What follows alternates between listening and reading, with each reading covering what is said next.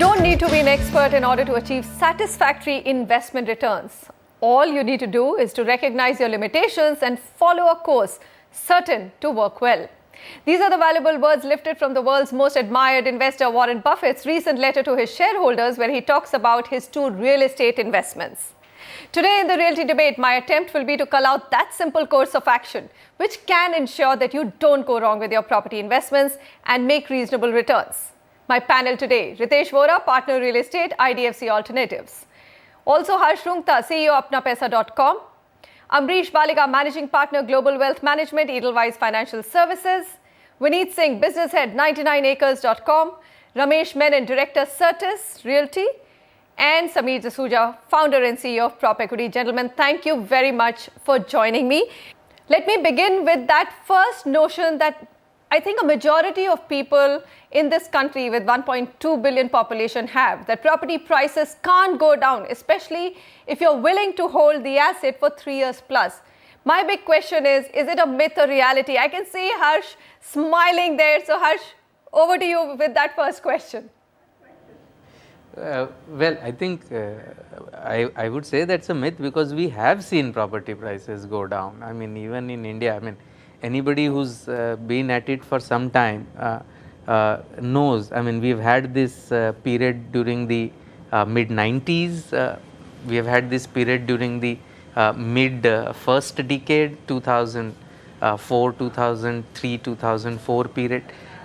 In fact, there has been, at least as far as Bombay is concerned, and we've done these numbers on the ready reckoner rates that are published in Bombay for the last 20 years, and we have a 10-year period over which there is a negative return, slightly negative, but there is. So I think this notion that property prices have only one way to go and that's up, I think is something that people need to think about.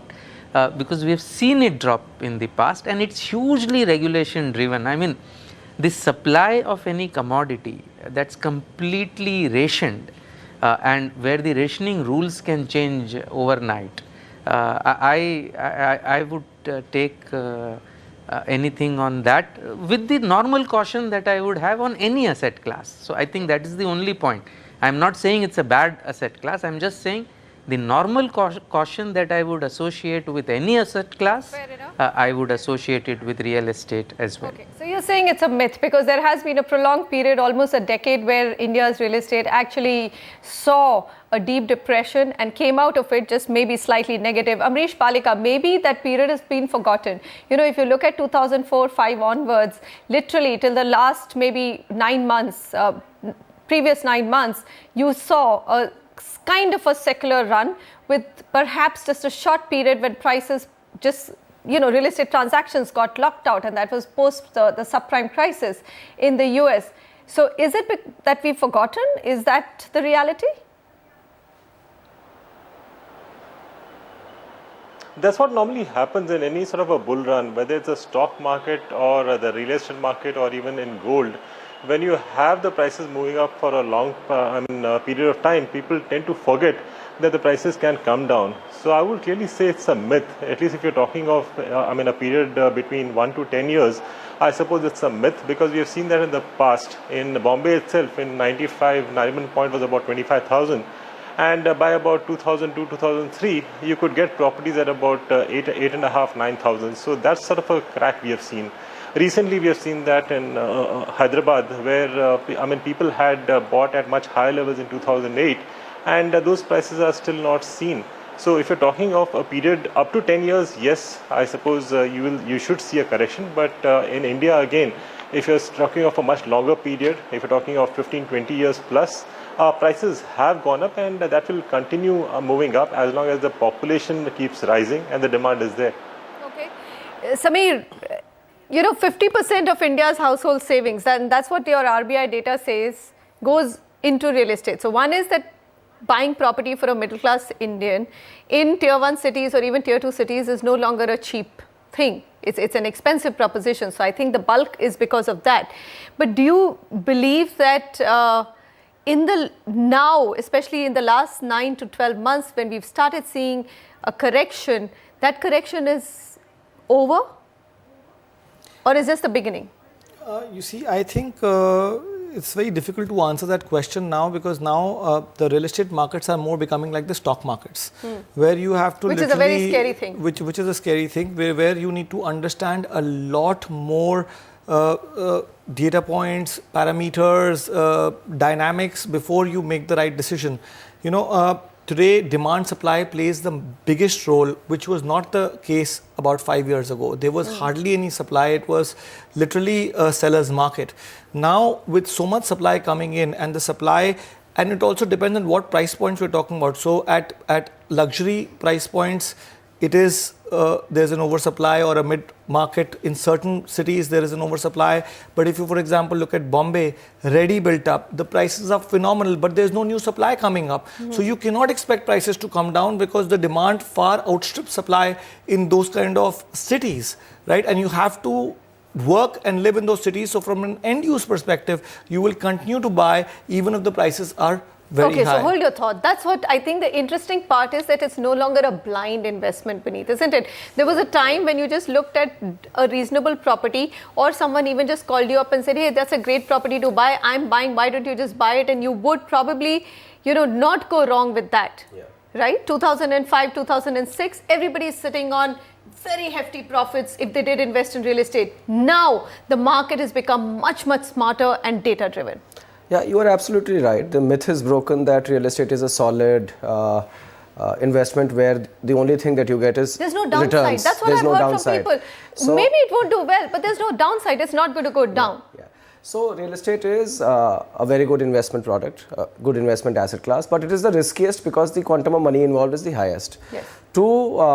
Just before coming here, I was going through the top 15 cities data in terms of top 3 performing localities in terms of price increase, and the bottom 3 performing localities in terms of price decrease. And each and every city, okay, you see top 3 localities in a range of 5 to 20% price increase, and the bottom 3 all negative. Really? Okay, so in the same market, you have localities which are giving you 10-20% capital value return on an annual basis, and there are localities which are giving you minus 20%, minus 10%, minus 5% as well.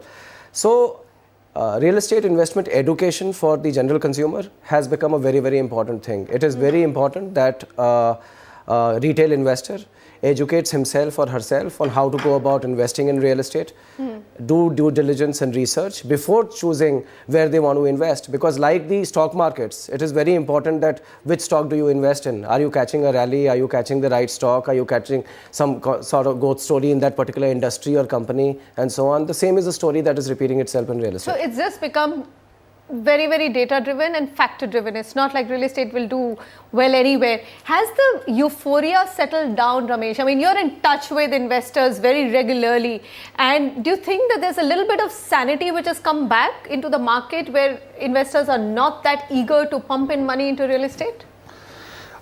I won't say there was a euphoria earlier too, but the fact remains that there was an euphoria. Believe me, every from the time I started doing the property show, I would walk into a get-together on a Saturday evening, and people would ask me, where should I put my money in real estate? That was because there was the people with, especially the salaried class, where they had the ability to leverage capital from the banking system, etc. Probably 2 places where they went wrong was they could not input the cost of capital and the inflation into their purchases. Right. That is where all this negative thing is coming. But to mention the HNI, the ultra HNI audience, which primarily invest into slightly larger ticket of real estate, they are circumspect, primarily owing to the fact that there is a lot of political uncertainty, and no government in the past few years has actually accelerated the process of permissions and regulation. Hugely regulated industry. Yeah. So hence there is this inkling doubt whether their money would see the fruition of the returns that they seek. So yes, there is circumspection around that investment now. There is. Okay. Yeah. All right. Ritesh, come in here. You've just closed a real estate fund. I mean, we'll come to the various methods you have to invest in real estate, but you would have studied and researched a lot before creating a real estate fund, which will invest primarily in residential assets of this country. Tell me, what's your prognosis for the next 3 to 5 years? Sure. So, when we looked at the markets, Our sense clearly was that over the next 2 to 3 years, or let's say 4-year period, we were not very positive or bullish taking an equity exposure in real estate projects in India. Which is why when we crafted this particular fund, we looked at a debt type strategy where we've actually raised a fund which is specifically a residential lending fund. And what we're really trying to do in this fund is to actually go into projects which have already been launched, which have been substantially de-risked in terms of approvals and construction mobilization and sales, and actually lend to those real estate developers to essentially generate a certain fixed kind of a IRR for our investors over the next 3 to 4 year time horizon. Our sense clearly is that there is an oversupply in many markets. There is all sorts of data points that today can impact real estate prices and real estate sentiments, and especially given the current environment where we are just heading into an elections, where there is some amount of uncertainty in terms of what the future would hold over the next couple of years. We felt this was a better strategy to go with.